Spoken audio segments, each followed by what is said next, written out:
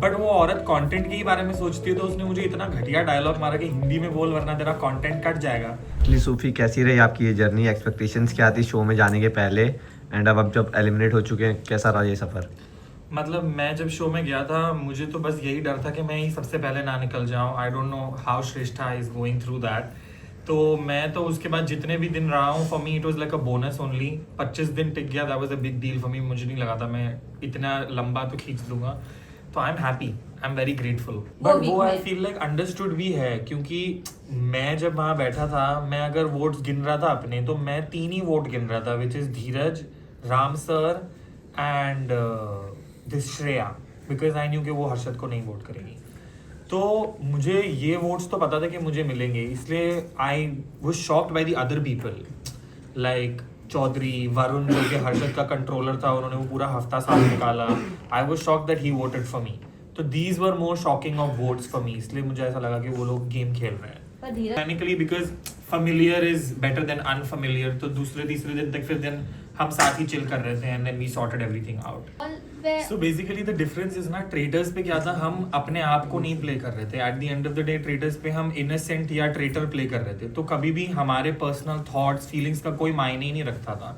It was all about observe करना कि कौन किस तरीके से बिहेव कर रहा है और कौन ट्रेटर हो सकता है। तो हम कभी उतना पर्सनली अटैच ही नहीं हुए एक दूसरे से कि फर्क पड़े के हो क्या रहा है। Where in this show it was all about आप क्या सोच रहे हो, आप क्या हो। तो मैं एक्चुअल में ऐसा ही हूँ। Like even in the show मेरे को जब गुस्सा आया तब मैंने दिए हैं जवाब, और मैंने ताने भी मारे, मैंने सब किया है। But at the core of it मेरा इन रियल लाइफ ऐसा ही है। मैं झगड़ा करने के बाद मुझे 4 घंटे अकेले चाहिए to come out of that झगड़ा। सबसे पहले तो यही कि मतलब हम वहाँ पे 24 घंटा रहते थे, बट हमने दूसरों के कॉन्वर्जेशन, दूसरों का एक दूसरे के साथ वेवलेंथ, वाइब्स नहीं, मुझे नहीं पता है। तो उन लोग का कैसा था कि जब वो लोग दोनों के ओपिनियन सेम होते थे, they were happy with each other. जब अलग होते थे, they were not happy with each other.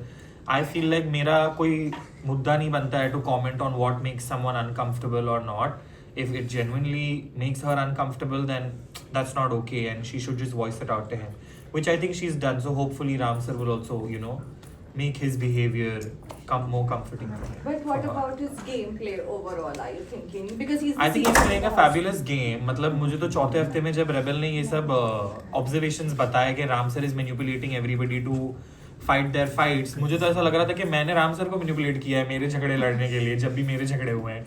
तो आई वाज लाइक कि ओ ये हमें मैनिपुलेट कर रहे हैं, ये सब कब हुआ, मुझे तो पता ही नहीं था। तो आई feel like he is playing a great game in that sense. Valid था मेरा ये क्रैश आउट, बिकॉज मैं बहुत ही अच्छे से इंग्लिश में उसे समझा रहा था कि बहन तू क्यों आई है यहाँ पे, जा चली जा यहाँ से। मैंने उससे बहुत प्यार से इंग्लिश में समझाया है।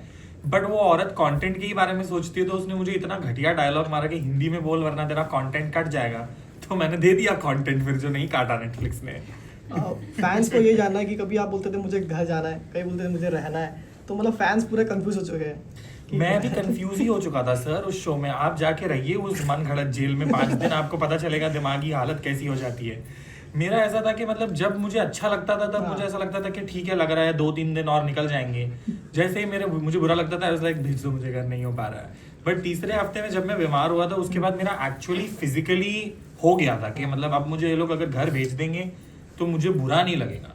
इसीलिए अभी लास्ट जजमेंट डे पे भी उन्होंने जब मुझे पूछा, मैंने यही बोला, if they send me home I won't be sad. Like अगर रहना पड़ा तो ठीक है, रह लेंगे, बट अगर घर भेज